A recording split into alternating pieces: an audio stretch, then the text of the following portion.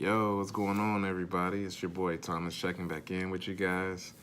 On Today is the 4th of July. So I hope everyone is doing well, enjoying themselves. Hopefully, you're surrounded by good people, family, and friends, and a lot of good eating going on. But today, I just wanted to check in, let you guys know what's going on, what's happening with me. Um, as you see, I'm still at home. I've been at home for the last week, and I had to get my license transferred over. So I now have my hard copy of my driver's license. And in that time, my trainer, uh, he decided to go home and do some home time as well, be home for the holiday. So if you guys didn't know, I am on TNT. I don't think I let you guys know that. But yeah, I'm on TNT right now. I have roughly about 10,000 miles under my belt. So I'm supposed to be picked up again. He's going to try to get a load that's going to run back through Chicago. So between the 6th or the 9th, he'll be coming through here, and I'll be back on the truck.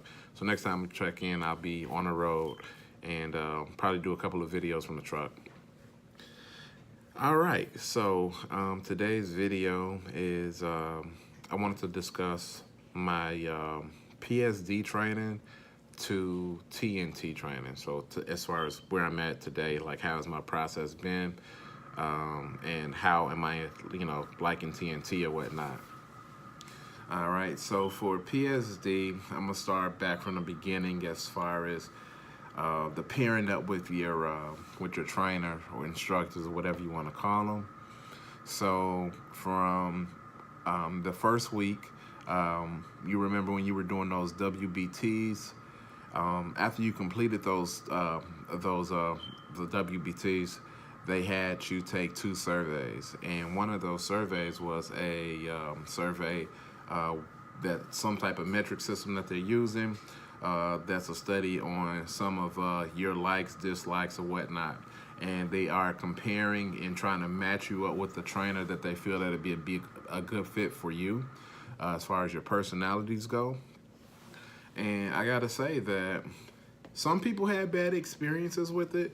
Some of the trainers that they got paired up with weren't really compatible. Some people had horror stories from it, but luckily me, I had a really, really great experience. My PSD trainer, shout out to Cordell, he was super duper cool. So we hit it off right off the bat. We shared a lot of similar interests. He was funny as hell. He kept me rolling, and it was cool. So PSD. So when we the first day I get on the truck, get situated and whatnot, we finally get dispatched our first load. The load was already sitting there in Springfield. So that load was headed to New Mexico. So I don't know if you guys been watching since my first video, but my thing, what I always said is I love driving and I love traveling. And for the first load to be to New Mexico I was excited about, because I've been out west, but when I go out west, I've always flown or flew, whatever you want to say. So I was excited because there was going to be a lot of things that I hadn't seen that I'll be able to see for the first time. And then let alone just begin getting my experience as far as driving a truck over interstates. So the first 4 hours, I want to say that my trainer drove, and basically what he was doing was just trying to let some of my nerves and jitters die down, because it's a lot going on through your mind at this point in time, because you got to remember, you've only been at this at the school for 1 week. You haven't driven the truck before. This is your first time probably actually sitting in the truck, other than that one time during the orientation week when they had you drive around the pad. So other than that, this is really your first time, experiencing the truck and really behind the wheel of the truck. So he drove for about 4 hours, let my nerves, jitters die down. And during that time, I tell you, I was I was so excited and just taking in the scenery. I'm just, snapping flicks or whatnot and just saying to myself, like, man, this is cool. I think I really made a great decision as far as deciding I want to get into this trucking business or whatnot. So yeah, so after 4 hours or whatnot, he said, "Hey, it's time for you to take the wheel." So he said that, and all of a sudden, all those nerves just came right back immediately. And he went and pulled off at a truck stop. He went, I think we stopped at a Love's or whatnot, and fueled up. And that's where we made the switch. And I tell you, when I got behind that driver's seat, I'm like, oh my God, it's really about to happen. And I tried to play it cool, but I mean, in the inside, I was like nervous as hell. Because first off, I'm in this truck stop. It's a lot of trucks. There's a lot of stuff going on. And when I took off, I'm in the truck stop. So I'm trying to make my turns wide as hell. I'm not trying to clip nobody. But I did that. Luckily, the interstate, the highway was right there. So was able to pull right back on. And after, first few miles, you notice that, okay, it's not as bad as I thought it was going to be. You just cruising. You just like, okay, cool. It's something, I feel like this is something that I can do. It was nice. It was really, really nice. Now, during PSD, we're only working off of one clock. You're only working off of your instructor's clock. So the load that we had been assigned, he had called it a lazy load. I think they had given us like 3 days to get there, but we had the way that we were running, with the time that it was when it was assigned, we were going to be there early. So we were just running during the day, and we would shut it down by like 6 or 7 at night. So I'm like, this is cool. We're driving during the daytime, and 6 or 7, we're done for the day. And after that, whatever truck stop we're at, find something to eat. And this is when the NBA playoffs was going on. He had the TV in the truck, so we, chilling, eating, and watching the games at night. So that was cool. And then we were assigned our next load after the New Mexico. We had a load that was heading to West Virginia. So West Virginia, that was the first time I was actually able to do some nighttime driving. So the nighttime driving I like that. I almost liked it a little bit more than the daytime driving, because during the daytime, everybody is out. You got, depending if you're, if you're in a city or whatnot, if you're going through a city, you got to sometimes deal with the rush hour or whatnot and that madness, and just get to see how how aware and how cautious you have to be as a trucker, because you get a lot of these guys out there that will cut you off, that just do a lot of ignorant stuff, not realizing like, hey, if you cut in front of me and I'm in this big truck, we can't stop on a dime like that. So I mean, I got to experience that or see that for myself real quick. A lot of these guys, I mean, the four-wheelers, as he call them, sometimes just don't respect or don't understand, cutting off a truck of our size is not the smartest thing to do. So it just makes you be a lot more aware. You have to, look so far ahead and just, always be on the defense of playing out scenarios in your head. If this were to happen, what would I do? What would be my escape? So that's always going on through your head. Like, if this happens, what am I gonna do? So he told me to always just be on your toes. So at nighttime, I felt that to be a little bit more, a lot easier. You still have to be just as aware. It's less people on the road, so I do like that. You do have to be on the look for those for animals, because I forgot what state it was going through, but I had seen elk, and it had showed, be cautious of elks. I'm like, I didn't even know what an elk looked like until I seen the sign. And I'm just driving. It's nighttime, and it's like I look to my right, and there's like 3 or 4 of them out there, and I'm like, oh my God. He said, you know what? If if one of them decides to pop out, you say a prayer and you go through it. Because if you stop or try to veer off, you're gonna end up flipping the truck, or we're gonna do more harm to ourselves as opposed to hitting them. So, um, luckily I didn't. But there's just one thing you do got to look out for when you are doing it nighttime driving. All right, so I'm getting a little off topic. So, when I got to West Virginia, West Virginia is really nice, but it has a lot of hills, a lot of downgrades, and there's winding roads or whatnot. It's beautiful to look at in the passenger seat. But considering that this is your first week out driving, it was really, I want to say it was it helped a lot. Because the first time I got the wheel when I was in West Virginia, it was night. It was probably about 1 or 2 in the morning. It was raining hard as hell. And when you get up to the top of these hills, mountains, whatever you want to call them, it was so much fog. You know, the visibility was really low.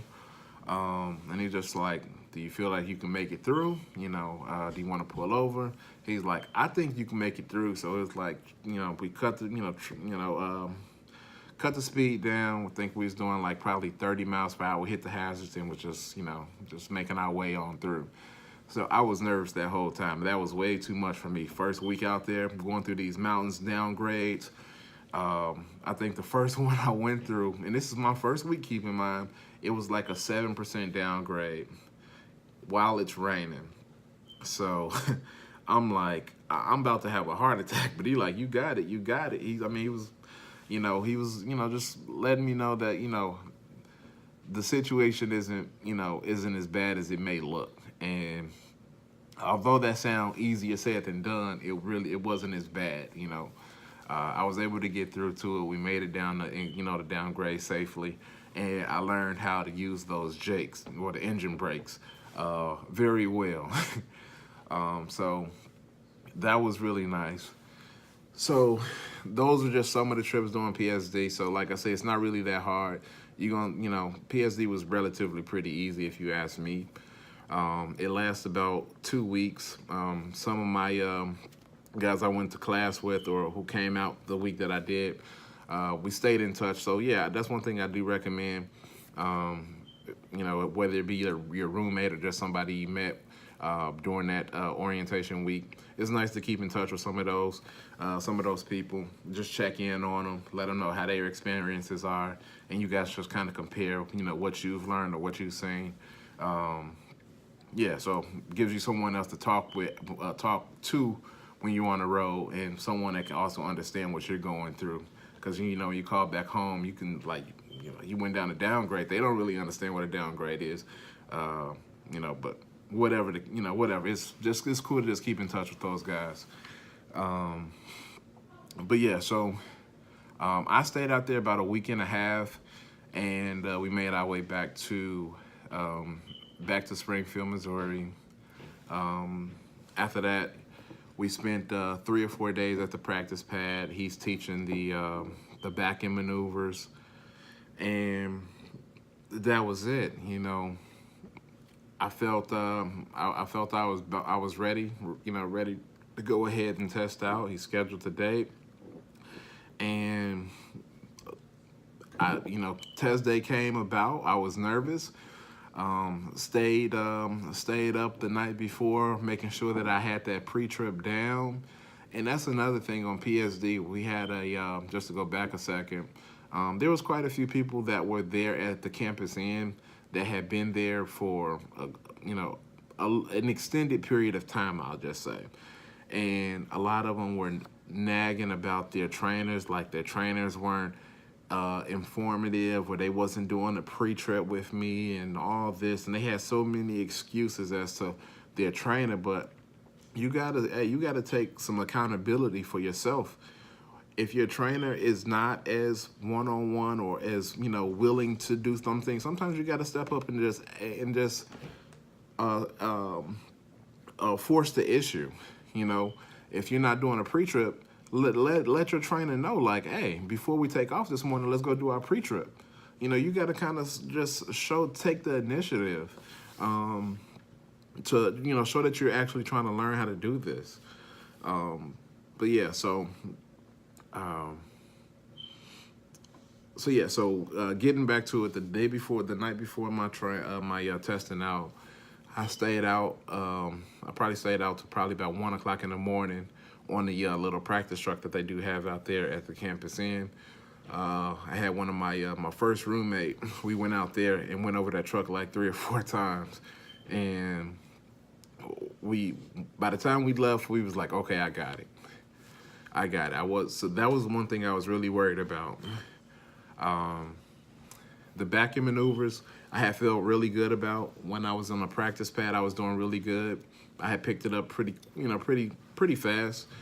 And then I really wasn't going to be worried about the driving portion of the test too much, because based off what my trainer was saying, I don't know if he was just, you know, trying to make me feel good, but he was like, you do really good while driving on the road.